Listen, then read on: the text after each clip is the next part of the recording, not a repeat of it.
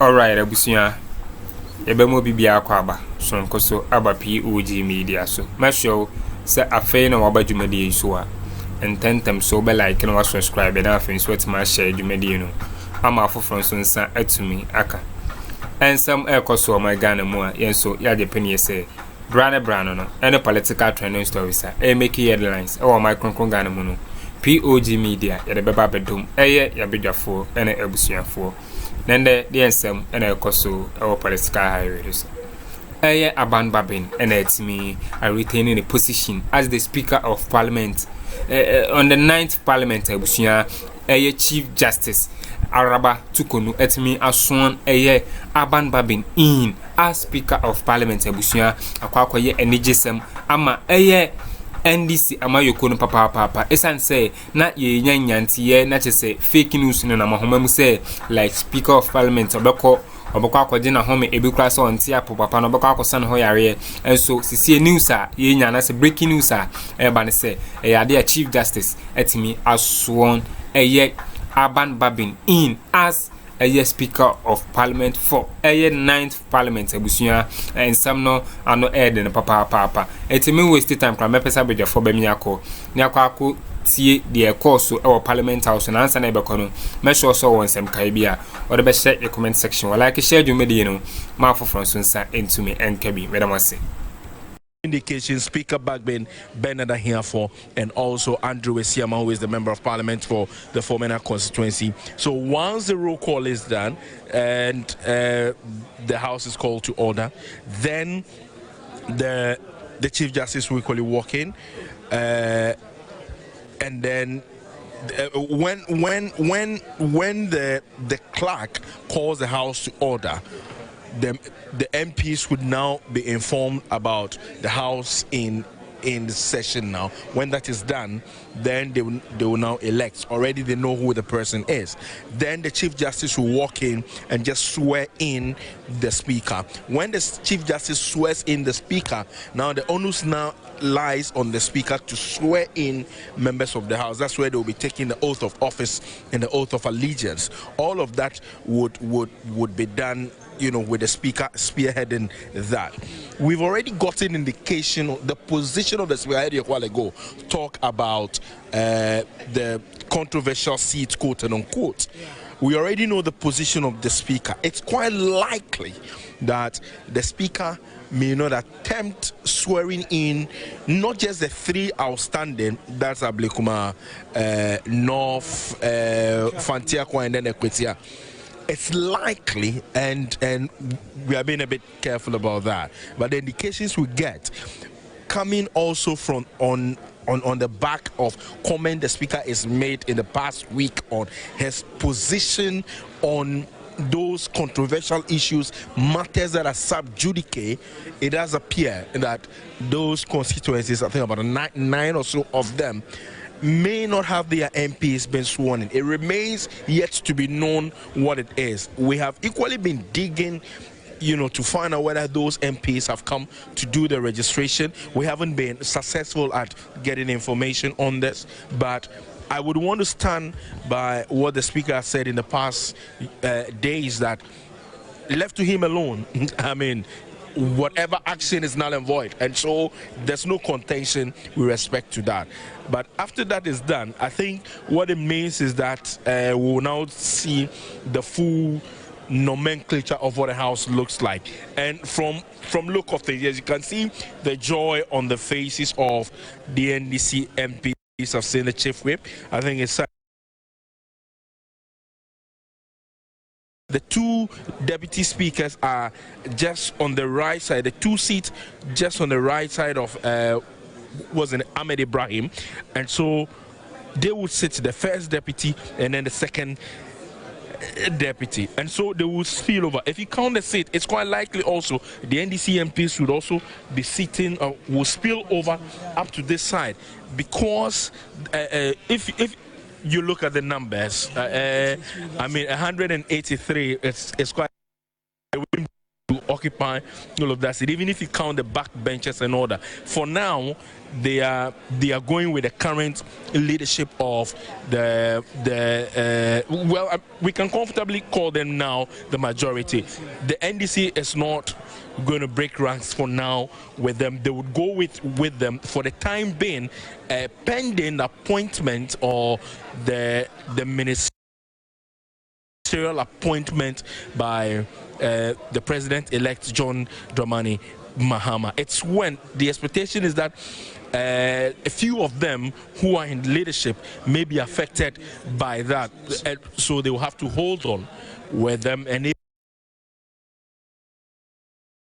like that. But the expectation is that yes, quite between 2 or 3 of them quite likely to be affected, and so they should just keep them aside. But if you look at it, yes, of course, there's that indication that there's 9 or so MPs. From what I am trying to get from my sources, the speaker may not want to venture into it until the matter is dealt with and a final conclusion had on this. The speaker may want to stay off the whole thing. We are equally also not really aware or seen physically the gazette for these MPs by the Electoral Commission, even though they have informed the House that yes, these are the individuals, but we haven't seen the gazette as of yet. And so, I mean, we equally do not expect any controversy. There's absolutely not going to be any controversy. I mean, in the 8th, because the House was split, of course, they had to do that, and we equally do not expect, any quote-unquote military intervention today, because, of course, I mean, there's no issue to be contested herein and all that. So, well, maybe we will have to wait and see how things will be able to pan out. But yeah, you can see the joy of them. I wish we were quite down there. We are not permitted down there. The joy on the faces of especially Ahmed Ibrahim, who is at the other side. He's been wanting to be at that side, and so now for quite a while, I don't know how he feels being at that side. Maybe Roxanne can join us for us to have a feel. We are not able to get to you, but you can come to side of the. It was just been few hours that they were at this side. Now they've moved to the other side. But it's more of the invited guest dignitaries, and then relations to these MPs yet to be sworn in, making their way into the House proper, awaiting the official of proceedings. In the next few minutes ahead of us is crucial for what is going to be happening in the next 2 hours ahead of us. Because if you recall, prior to the inauguration of this 8th Parliament and the processes leading to the election or selection of the Speaker of Parliament for that 8th Parliament, it was characterized with a lot of chaos, with the Member of Parliament for the Tema West constituency, Carlos Ahinkra, snatching the ballot box that was used for the process of selecting the Speaker. And you recall their Shaman MP, whom we are hearing today, that's Nsnogbe, also indicating that he doesn't regret at all snatching the Speaker's seat, because in his view, that was also the process to protect the democratic activity that was taking place in Parliament at the time. We don't expect that kind of chaos would happen in this process, because the numbers in the 8th Parliament were quite crucial to everything that happened even before the life of that Parliament began. But today, we're going to see less of the chaos, but obviously the process does not change. That's what we're going to see right now. Okay. Well, I'll slightly disagree with Alfred, because I'll show that the very first step of the process could potentially be chaotic because of some issues that have cropped up in the courts. And depending on how both sides of the House have been able to engage to resolve that particular matter, if they are not able to resolve it before they come into the chamber, then potentially the clerk would have a big challenge on his hands. That is the issue of identifying the members of Parliament, the elect, identifying them and carrying out that roll call. So we'll walk you through the process. We'll also look at the issue of the caucusing and what it will mean, particularly for the independent members of Parliament. We've engaged some of them earlier, and they have already indicated that they are considering joining either the majority or the minority. And so all of that in the next couple of hours as we build up to the dissolution of the current parliament, inauguration of the next parliament, Bella. Well, I've seen an article where Carlos Ahenkrah, for example, was indicating that after he snatched that ballot paper, I think he chewed it as well. Did he not? Well, he sort of lost favor with the president. I mean, the president wasn't expecting some the president wasn't too excited about, you know, that single act in parliament, and I'm not sure what the situation is like. I mean, what we can be sure of is no one will be chewing paper this time around. Well, we hope. You never know. We didn't think anybody was going to chew paper a few years ago, but someone did. You may have to chew more than one to make a difference because of how wide the numbers are. Absolutely. Well, gentlemen, take over. Well, there you have it. So, Joe, this is it. And the point I was making, and look, this point of departure that we have in all of this, I was limiting specifically to the election of the speaker. Absolutely. Whatever happens, that disagreement that you talk about, how is it going to affect this first process of the election of the speaker? Well, they would have to cross a certain hurdle. And so first, this is a summary. This is a summary. And so first is the election of speaker. After the election of speaker, they'll do the swearing of the speaker and members. Then they will adjourn for the swearing in of the president-elect. And like we've been saying from the start of the coverage, is the fact that the swearing in and everything that you see is part of the parliamentary process. And so it is a parliament hearing because under Article 53 of the Constitution, the president is sworn in the presence of parliament. And so that will be a proceedings of parliament. But the specific procedure, the first step, is what I disagree with you on. Right. The first event that will be taking place once the members of parliament-elect come into the chamber will be that the clerk will conduct a roll call of the members of parliament-elect. Now, I foresee this to be a challenge, the reason being that there are issues with regards to some of the constituencies. We've heard the incoming Speaker of Parliament, we can describe him as such, right? Absolutely. He had made a point that, look, he had heard the Electoral Commission declare and set aside and redeclare some individuals as members of Parliament-elect. And he makes the point that, well, he's the gatekeeper, and he's told the clerk that if he takes the view that some of those declarations are unconstitutional, he's not going to allow for the swearing in, he's not going to swear in those members of parliament. But so that's the first point. You do know as well that we had this conversation and it was quite clear that it does not lie in the bosom of the speaker. Absolutely. To determine who is an illegitimate member of parliament, so-called. Absolutely. To the extent that the Electoral Commission has done its job, gazetted these MPs, the speaker does not have any choice than to swear them in. Does he have any other choice than to do that? I mean, we can point to what happened in 2020. I mean, in terms of the last elections, what happened on the first day?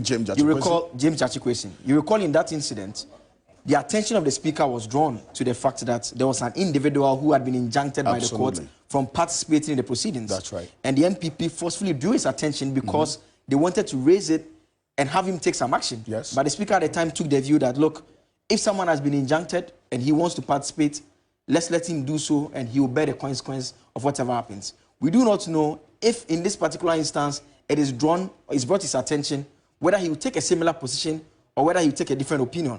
Because we've also heard the NDC Director of Legal Affairs, for instance, Addo Jitamaklo, make the point that, look, because of the fact that they have filed an appeal, and they've also filed a stay, which unfortunately they couldn't move today because of the non-service, they expect that at least the Electoral Commission will respect the orders of the court and the fact that there's a pending possibility that things could change and not proceed to transmit those names over to Parliament. But you make the point that to the extent that the stay of execution, that particular case was not heard today because the various parties were not duly served.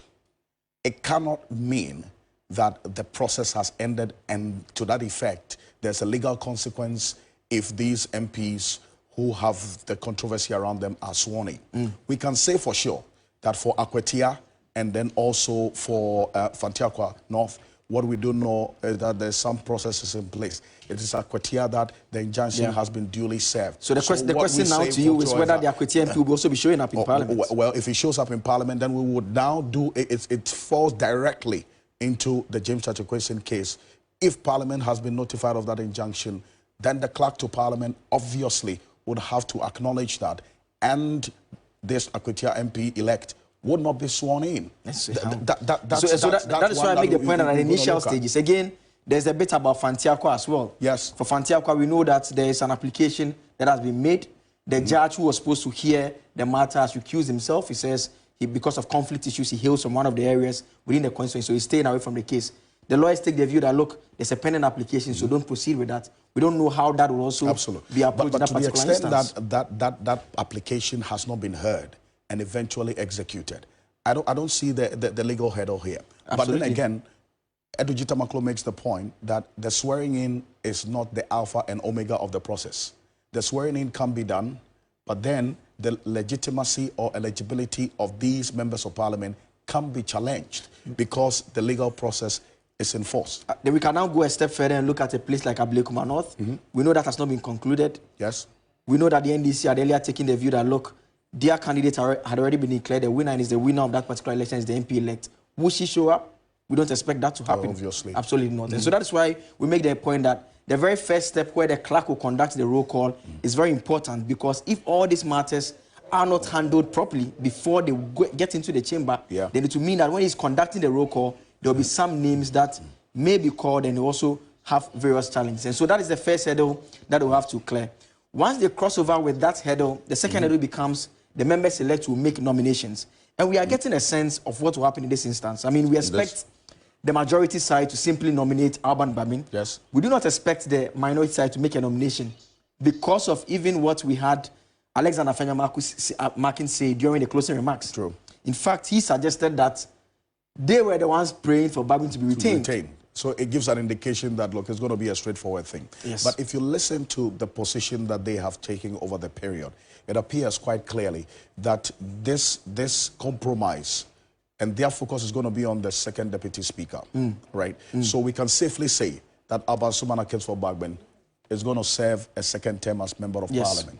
And it's instructive because this is a man, as we were talking earlier, who's served 28 years as member of parliament, 4 years as Speaker of Parliament, an additional 4 years again. In between, he has been Deputy Speaker. Deputy Speaker of Parliament at some point, first Deputy, second Deputy Speaker of Parliament. That's 36 years of his life that he spent in Parliament, serving in various capacities. And he comes in as the second Speaker of Parliament in the Fourth Republic. After Justice D.F.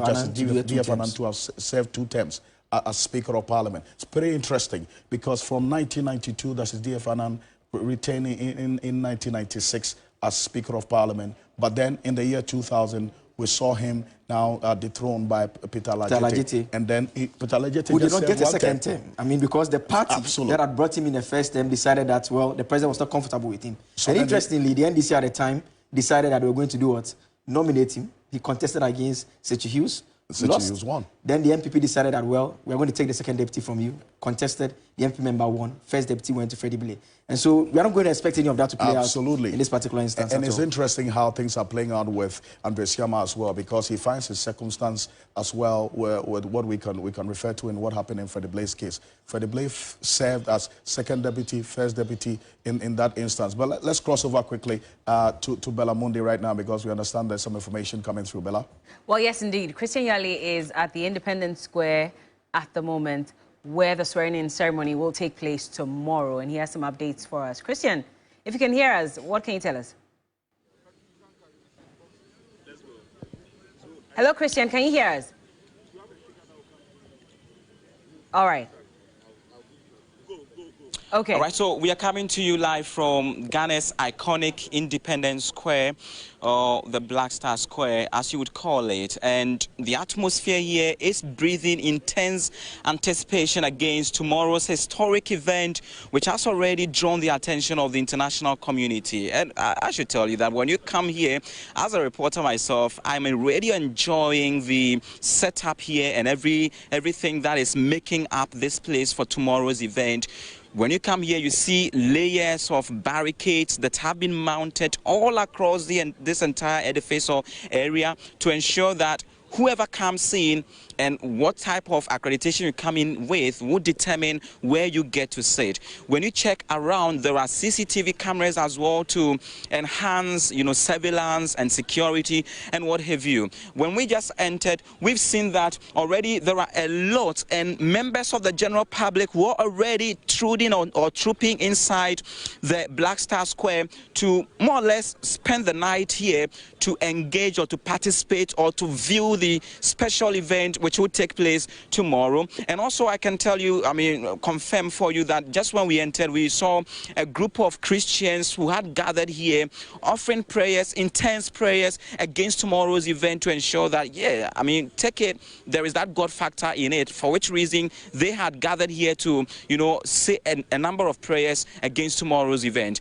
I have Erica Hianyo, who is a member of the subcommittee on media from the office of the president-elect, to engage to get a better understanding of how tomorrow is going to be and the setup here. You're live on TV3, your election command center, our special coverage of the inauguration which happens tomorrow.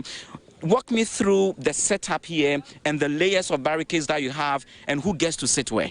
It's been lots of hard work, lots of proper planning with expertise from people in creatives who understand how to make such an event beautiful, even from start. And so we started on the 31st of December 2024. And since that day, we have been coming here almost every night. We leave here around midnight just to ensure that those who are doing what we are seeing today are on course. They sat down, they looked at the space available, they looked at the arc here. You see the black star, you see the yellow here. The setting is to depict Ghana. So we have red, gold, green. And so you see the green area, you see the red area, you see the gold reflecting the yellow in our Ghana flag. And then the black area, which will be for members of parliament. They drew a floor plan and then decided to position the structures that we see here. So that's the background. Great. Now, what we have now as completed and ready for tomorrow's inauguration is that the seating area, the yellow section, is where the VVIPs will sit. Okay. So in the middle, if you look at it carefully, you see that we were trying to replicate. All right, Abusia, and to win in so much as a course so our political hiring, such as a Speaker of Parliament, Bagbin, but to me, retaining the position that is CCD, 9th Parliament, the Speaker of Parliament, Yasayano, the same Bagbin, and able control a Parliament House, such as CC, a breaking news, I say, Araba Tukunu, Chief Justice, Etimi Aswan, Bagbin, Ina, just Enchebia, bear 2 hours time, Bagbin, so best started, Aswan. MPs elected no obeswan omu ina chese busia enye asem kuma enti medemu besia na madam asesam wade penie eme kutie ensema ekwo so political hiring so POG Media any political trending stories make headlines no aha num say na wonsa ebeka update ni na medam ase.